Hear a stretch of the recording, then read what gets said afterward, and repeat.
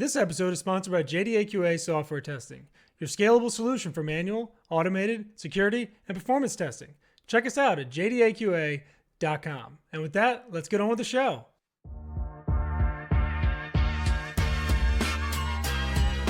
This is The First Customer, hosted by Jay Agner.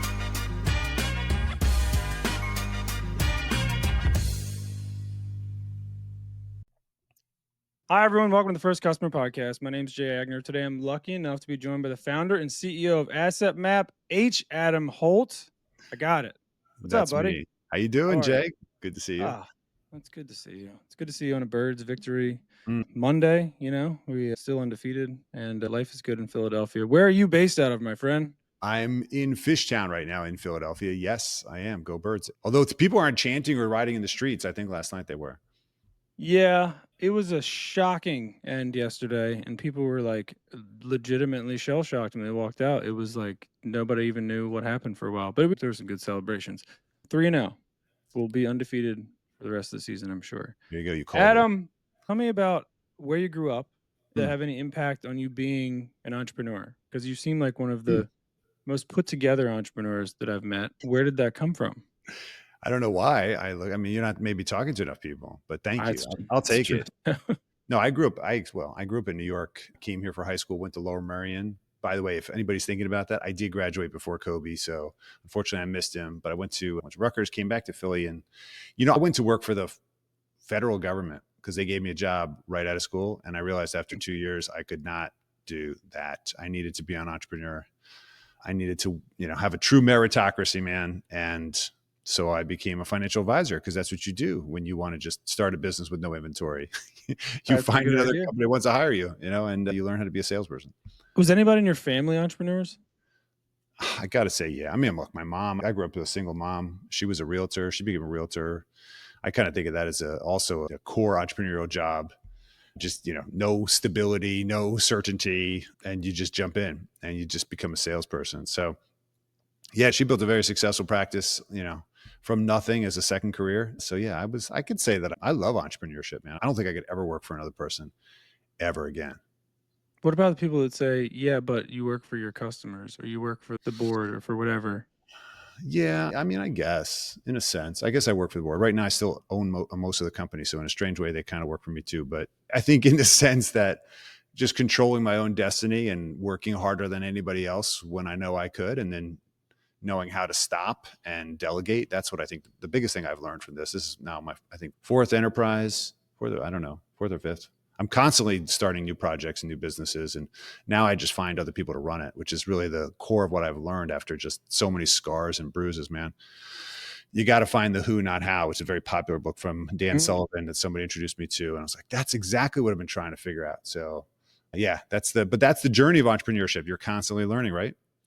Yes. And what do you think anything rubbed off from your mom on like the way that you run business or the way that you've acquired customers, where you treat people, or anything kind of by osmosis? I'm sure I'm probably very much like her. My whole shtick is that I really try to connect with people, Jay. That's my thing. I love people and I love meeting new people. I'm really open to new experiences like that. So I've always treated every new person like my friend that we just haven't met yet. And I think she did the same thing. That kind of opened up doors, whether it was the cash person, the cashier at the front door, she didn't care. She talked to anybody. And I was really scared about that in the beginning, right? I was like, come on, mom, stop that. You're going to embarrass me. Just chill out, But then I saw how she did it in a way that was classy and got people to like laugh or smirk or be like, oh, or become like real friends in real life just from like a strange encounter. So yeah, she actually pulled me to Tony Robbins when I was 16. So I went through all his events. I think by the time I was 19, I had done every single event he did. I learned a lot early from a coaching perspective that most of the stuff that stopped is their own mindset. This is kind of ridiculous. Fears that we have, in other words. I mean, okay. So first of all, yes, I can definitely attest that you have her ability to make people feel like your best friends very quickly, because that's how I felt after we talked for about 2 minutes. Thanks, Tell me about, I don't want to like talk about this for too long, but like, tell me about Tony Robbins as a teenager going through that and like being able to like apply. Like, I mean, as somebody who's never done any of it, I've kind of kept it as arm's length, and then Uh-huh. like the guy jumping around and dancing and doing all the and Yeah. I do see the power in some. I'm just curious, like, what did you actually take out of it that was like applicable and like actually made change in your life that wasn't just a bunch of like walking on hot coals and shit? Which, by the way, I did have that guy on the podcast he started his own firewalking company who used to do the firewalking for Tony Robbins and all his events. Very Oh, nice no guy. kidding. I Dave probably Allen. know it is. Yeah, Oh, very yeah, Dave. cool. Well, look, when you're 16 years old, I was a rower in Lower Merion when this kind of all popped up. My mom comes home from a realtor presentation or a seminar she went to. I don't know. She was doing something. She's all fired up, just like you said, jumping off the walls. And she says, listen, we're going to this webinar, this seminar. Listen to me, webinar. We're going to this seminar back in 1991. I don't know, something like that. And I'm like, I'm not doing that. I got races this weekend. I got practice. I'm not going to some seminar. She's like, yeah, it's 4-day seminar. You're going to learn to walk on hot coals. I was like, that's kind of cool. I can tell my friends I Okay. walked on hot coals. Okay. So that was the attraction. That was the marketing hook for a Yes. 16-year-old. And I'm not going to get burned. Yep. No, you're not going to get burned. Like, for serious, I'm not going to get burned. Yeah, you're not going to get burned. Okay, great. Let's do it. So you do that the first day and you get this. It's like the guys that are ready to go on the field on Eagles game day. They're Oh like yeah. up and down, like you get fired up, like your body's Right. covered in electrical energy, and you can't burn or break anything in that moment. And you walk across those coals. But I think it was an analogy, a metaphor, as you probably figured out, for breaking through fears. What else is stopping you from achieving what you want, right? So you kind of get this mindset that maybe your worldview is maybe just rooted in bullshit and not actual real stuff. Mm-hmm. And what else is that stopping you? Fear of rejection, fear of failure, fear of success, fear of love, fear of connection. You can keep going, right? So the point is at 16, getting that awareness, and you're like, oh, it's all hallucination, like the Mm-hmm. AI today. I mean, the question is, yeah, so what did I take from it? I mean, it's not a pitch for Tony. It's a pitch for mindfulness and being aware. And what I learned was actually language of controlling my own behavior and how to focus. Even though I literally everybody tells me I got AD and HDD and all these other Ds, and my grades were good, but I was like, I'm all over the place.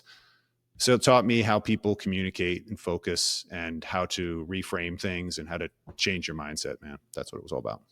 4 days, change your life. Sign Dude, up with in 20 days. Sign up with Adam's promo code for Tony Robbins. Yeah, right. I don't have one. At the I should get bottom one. of the screen. You asked the question, man. I didn't. I did. It's my fault. I'll introduce you to Dave Albin. He's probably the one that Yeah, why you not? walked over his coals. Cool. All right. So what was the first business that you actually started? The first business I started was a website design company in 1996. Dreamweaver? Were you doing that sort of shit? What were you doing back then? What was I was 96? doing straight up code, man. I'd Code, write the HTML, HTML yeah. myself. Yeah, I was strong in graphics, so I was doing that while I was working for the federal government because I would do my job in like 3 hours, and then I'm sitting there waiting for something else to do. So since I had all these great computers to work on, figured I had to do something with my time. So I started designing websites, and I used their awesome computers to do it. Thank you. Thanks, Uncle Thank Sam. you. Yeah, I Uncle did Sam. my job. Okay, I checked Thank off the thing. I did the project you gave me, and then I couldn't. all right. Obviously, I couldn't live in that environment much longer. But the point is that, and certainly not get paid for it. But yeah, that was the first thing I did, and that whatever, did stuff here and there. Brought my buddy in. Classic situation. Hey, best friend, what are you doing? You have some extra time? Let's do it together. And I don't know if anybody else feels this way, but sometimes when you start a business, because you don't want to be alone in it, you start with the people you know, and then you realize that person's probably not the person to be in business with. It's a lot of learning as to the reasons why you get in the relationship is not why you should stay in it. But you don't learn that for, till 3, 4, 5 business deep because, you want to go with who you know. But thankfully I know that now. So how did you get into financial planning now? I went to a job fair. The guy next to me was like, I can't do this job anymore. You want to go to a job fair with me? I said, yeah, sure. Let's go. We went. In Philadelphia, if you know Philly, the old Adams Mark Hotel was a place where they would literally have job fairs all the time. And so we went over there, and I just really hit it off with these guys in finance and said, I'll try that. And little did I know I was going to become a life insurance salesman. They told me I was going to be a financial planner, but they enabled a really entrepreneurial environment. So did you go to school for it? Do you get certified? Like, what is it? yeah, How do you get? I mean, because I was so indecisive in my undergrad years, I did environmental planning and design because I was afraid I was going to be an architect, but I was afraid I wouldn't get a job. So I went broader. Okay. And I did another undergrad in business and finance. And then I did another minor insert program in satellite imagery because I was like, clear you can hear my problems, right? Yeah, did all that. So I didn't know what I was going to do because I figured I could do anything. I got that. Actually, I got that you know what's impression. weird? Yeah. Well, you know what's weird about it? So at the end of the day, if you look at Asset Map, the current company, that's the biggest one I have. It's actually a mashup of finance, satellite imagery, art, and Tony Robbins. How about that? It is like the wackiest mashup of softwares that just Well, let's elicits. talk about that. What does that mean? How is it those Okay. things? So what I learned in financial advice is that the biggest challenge is actually getting the information about somebody together in one place where you can look at it, and then somehow communicating it back to the client who doesn't know what the heck's going on. Mm-hmm. So I figured, like most things, I got to draw it. I got to draw out the relationship between what you don't know with what you do know. And if I could create a drawing of your financial life, all the people and businesses involved in your life, iconically, like there they are, all the people. Mm-hmm. Here's all your assets. Who controls what? She controls this. He controls this. Here's all your income sources. Here's your insurance policies. Here's your debts. What is it? Where is it? What's it worth? What's the tax wrapper? And I could do that all visually. Then all of a sudden I created a treasure map. And that treasure map was fully bespoke to any individual, regardless of complexity, because I created a standard, like an X-ray. You look every time you come in, X-ray, X-ray, X-ray. And if you get good enough at reading X-rays, what happens? You know where to say, hey, look, this is broken. This could be better. This is great. Let's do more of this. And now all of a sudden I changed the conversation from a sales job to a teaching job. And as a teacher, I gained more credibility. And when I started using this in the field with my clients, I tripled my revenue, and then I tripled it again. Then I tripled it again 3 years in a row, to the point where I was like, wait a minute, this thing is actually scalable. And other people saw it. And that's kind of how it blew up. Because where I think there's innovation opportunity, Jay, is when people look at the problem differently and actually try to say, what is the real issue here? And can I do something completely different? No spreadsheets, no pie charts. Can I do something completely different to get people engaged? And that's what happened with Asset Map. They just hadn't seen their life this way, and it empowered them to take action. We talked about this a little bit, maybe. Can't remember. I think so. Okay. Wasn't that it probably wasn't that important. Lots of service-based companies or go out of business or just become shitty service businesses when they go to build a product, right? So how did you, because a lot of times they'll fund the product from the services company, right? So like they're using revenue to build this product because they think that they've seen the problem enough that they can solve it and they can pay to build this thing, and then they can do the SaaS model, and then, sky's the limit, right? I've seen that time and time again, especially in the dev agency space a little more because they have developers that do this stuff all day. Totally. So my question is, how did you balance creating a product, which is like a whole separate thing, and manage the day-to-day? Is it just hiring good people and let them do what they're supposed to be doing? Like, and you mentioned you have a million different things going on at a given time. Yeah. But it's more around, how did you focus on each of the individual things so that the plates didn't stop spinning and that you could actually spin up this new one, which is your Asset Map platform? Well, look, if I told you what actually happened versus I told you what I should have done, is two different answers, right? Well, I would love to hear both. Let's hear both. That's what I would love to. What did I want me to give it away? I mean, this is all free for everyone. You got to go through the the website.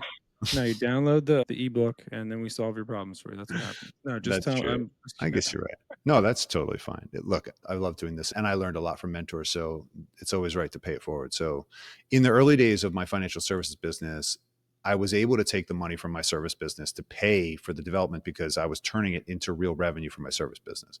Once it scaled and I had other people, customers, that were paying me a fraction of what I was making on my own, but just I figured I'd scale it. Like, for example, the first 20 people on stage that I was on stage, I showed it to them, and they're like, yeah, we have the same problem. Can we use it? I'm like, okay, fine. $1,000. Do you think that's a reasonable price per year? I mean, I was making nothing off of it except my own. So I figured I'd just cover my costs, $1,000. And I kept that price there for the first 500 people. So, and I was like, wow, this is so cool. Next thing you know, you got to support that. And I had to add a product manager. I had to add a CTO.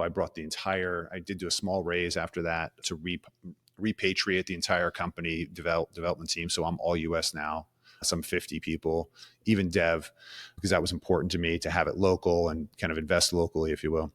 Mm-hmm. and also have to be close to them. I didn't want to have to try to translate what I wanted to anybody anymore, especially if I was going to pay for it. But I burned a boatload of money, dude. And it was, if I didn't have the service business still doing well, there's two problems, Jay. One, I was way too early. My original IP goes back to 2002. That's 20 some years ago.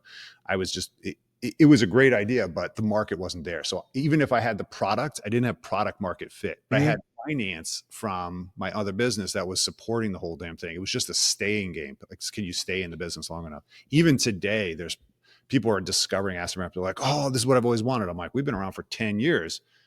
Where have you been? Like, my customer is not paying attention to this problem because they think they got it all figured out and making good money. Like, why change? What do you got to change? So Right. the irony for me is I had to spend an enormous amount of money learning what I didn't have on the team and learning to trust people, which I didn't always do. I was like, I need to control everything. And these are fallacies I think that we come up with. There's some things we need to control as a visionary, but I learned something from the EOS system. I don't know if you use Traction. It's coming up more and more with with entrepreneurs trying to figure out a way to run their business. EOS is a good one. Pinnacle's another that effectively gives you a framework for managing people and meetings and vision and so forth, which I think is critical because all of us don't have a mentor or a boss telling, hey, follow this process, it works. You're literally reinventing everything. And that's very dangerous for a company that could have a great idea, a great product, great execution, and then shit marketing or shit operations. And then this. So the biggest thing I took away from EOS was to have an integrator and a visionary. So I found that 10 years ago. I found my integrator.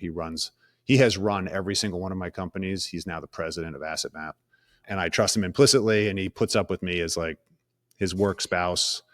But I have vision, authority, and ultimate, control. But I trust him to just take action. It's really important. Okay. Just like a spouse, right? Like, know what you're good at, know what you're not good at, and make sure you put the right people around you. Have you had bad people? Bad actors? Have you had bad people? Have you had people that didn't work out and like cause No, I problem don't away, think or we what? have Have you just bad been people. lucky? No, I think I'd be ignorant to say I wasn't lucky. I mean, we joke that we put the cult in culture at our firm because we focus on two things, which is one, everybody's got to be nice to each other. And two, we got to support what each of us really cares about in our personal lives. And for most of us, it's family. So we have a family like edict, which is no matter what happens in your life, in your family, you're there. I want you present. And we will cover you. And you just understand that like there's going to be times where someone's going to be like, I can't make it. You got me, I got you. Same team. That's one of our values is same team. If you ever played ball or any kind of sport, it's like, don't fight over the ball. I got you. Go along. I'll get you, I'll find you. So the point is that's been really critical for me personally. And I'm trying to indoctrinate everybody on that one. But yes, have we had not bad people? We've had bad fits. And that's the key. I think a lot of people don't know what their ideal customer persona is relative to what is their ideal partner persona, and do you value the same things, and how do you know they just interviewed great and they've got the pedigree and they got a good designation, like that's good enough, hire the fool, like, and then you find out that they actually don't have any communication skills, or they don't believe in integrity, or they take advantage of working from home, or you find out these things that just like in dating, you find out like 3 months in, you're like, what? I can't put up with this. How have you tried to get ahead of that now? Like, have you guys vetted talent any differently over the years, or is just a vibe check? Like, what? Personally, I feel like it is. I feel like people are really good at, I don't want to say hiding their true colors, but like people know how to interview and they know how to assimilate, and then they hit a roadblock. That's what I found. I did an interview the other day. We love this guy.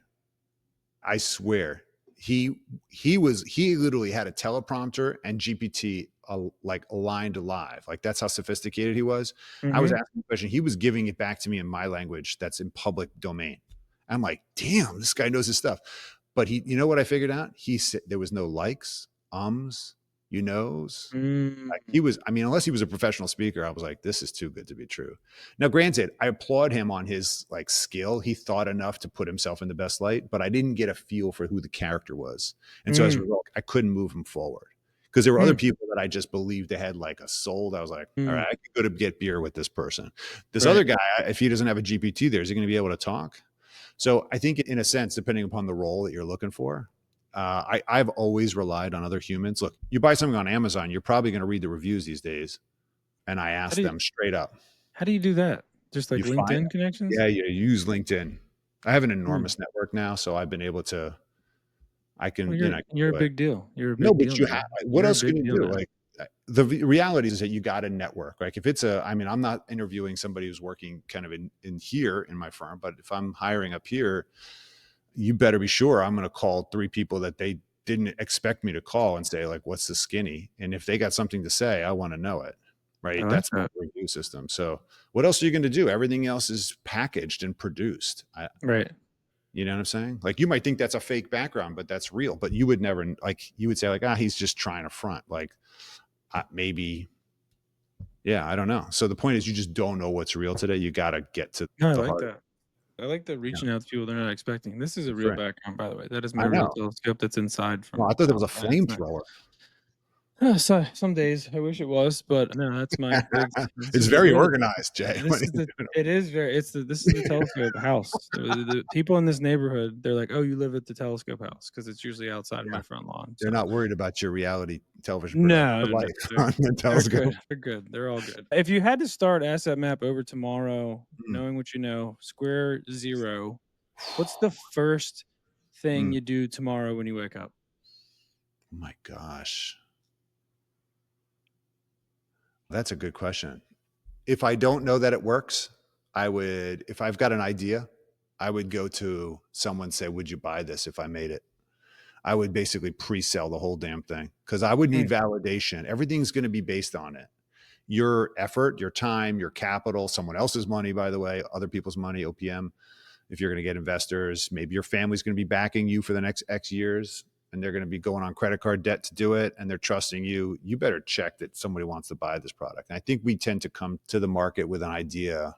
And unless you're customer number one, which I was solving the problem for myself, so I mhm. didn't care if anybody else had the problem. Right. Just like I have the problem. I don't know why you don't have the problem because you don't know any better, but okay, fine. So it wasn't until I got the validation that it actually worked before I was even comfortable taking people's money because so that would be the first thing. Whatever I was doing, whether it was Asset Map or something else, I would prototype that thing and I would get that out to people and say like, would you buy this? Would this help you? How would it help you specifically? Would you pay for it? What would you pay for it? And I'd try to understand the economics because, if you ask me like, Adam, was I a good business owner in the beginning? No, because I just burned millions of my own dollars that I had made that I can never get back. So now I'm invested. Like I'm like seriously invested. My family's invested. And I gave up like all my salary for like 20 years to do this project. That was whoops. So you're putting a lot on the line. See, but they always kind of say, even if you ask people if it's something, you Mhm. don't really know unless they give you their credit card, right? It's like, how Mm. do you really know that like Expression. somebody's not just being nice to you and saying, yeah, that's a great idea. And of course I'd pay for that. I'd pay $99 a month or whatever. And then you go, cool. Mhm. Give me your payment information because we're going to charge you for the first month. Then they go, just kidding. I wasn't being serious. Like, how do you deal with that? Well, look, I mean, obviously your network may be small, right? If you're solving the problem for yourself, like me, you cut lawns and you figured out a new way to mow or a new strategy or a new process for billing or something like that. Like you got to test it out on yourself. Mhm. Get the numbers, the metrics. People want data today. They don't want anecdote. And so Right. but the problem is that we all need validation to kind of take the plunge as an entrepreneur sometimes, Mm-hmm. right? Unless we just got enough capital that we can like wing it and try to fix it. I think that was the first thing was basically is number one, does this idea actually have any potential traction? Number two is, do I have the right people? Do I have the financing to actually make it happen? Do I have to give away a piece of the company to get somebody invested? There were plenty of times when I gave away interest in the company because I didn't have cash. Said, okay, I'll give you a 2%, 5%. You got to give me your work on the weekends. And like, you know what works? That doesn't work. Okay. Never expect anybody to do something for a piece of something that's not worth something yet. Like Right. they're not going to do it unless they're passionate and a founder and have a real stake in the game, or they're doing that work anyway during the day.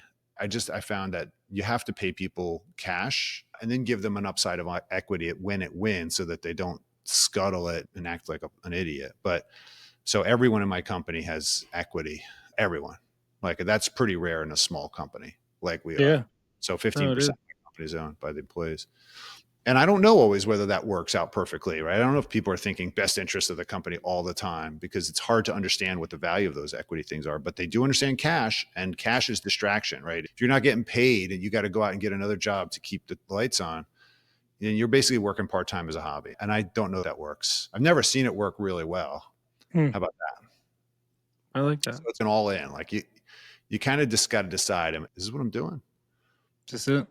or I'm not Right. doing. Like you got to Knocking it. basically burn the boats, man. Like I think if you're like committed to something actually being life changing, yeah, you got to burn the boats. Say we're going Burn the back boats. You know what I'm talking about, right? I know what you're talking about. All right, good. I mean, I forget where I even learned that, but is it the Romans or something? Or was it, no, who was it to burn the boats? I want to see, we're going to say the wrong thing because we don't have a fact checker, but Yeah, I we think don't. it was like Cortez or something, like someone who went Oh, into South okay. America and basically said, we're going to burn the boats. I think you're We're gonna right. go I think back in you're our right. enemies' boats. I don't know that they had any enemies. I don't Unfortunately. know. I don't even remember. I think it was the Explorers podcast. I think I actually heard that on there. Oh, Anyway, you heard it. it's a great podcast, by the way. And I don't listen to podcasts. I just make lots of them. All right. So we're gonna be best friends going forward. Oh, okay, cool. And I want to have you on again to talk about some other things, specifically Richard Branson type stuff. We're at the end today. Let's end it there. I have one more question for you, non-business related. All right. Anything entrepreneurial related, just Adam being Adam. If you could do anything on earth and you knew you wouldn't fail, what would it be? I knew I wouldn't fail. That's like asking me, like, what do you mean I'd walk across hot coals? Sounds like you've already done it all. I know I won't You've fail. done it all. You've done it all. It's an interesting question. What can That's I do? why I asked it, because I thought it was interesting. I think I would learn to fly a helicopter. Okay.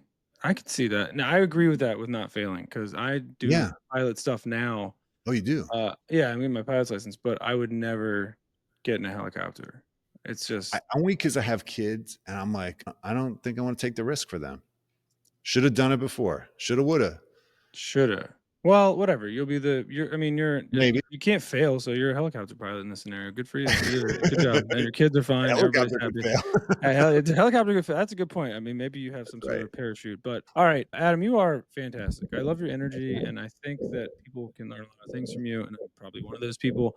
Let's stay in touch. Thank you for being on. Good luck with everything. We're gonna go off and be pals after this, and then if you need anything else, just let me know. We're gonna be following you, though. Okay, buddy. Thank you for being on. Appreciate it. I'll see you, buddy. Yeah, man. Later.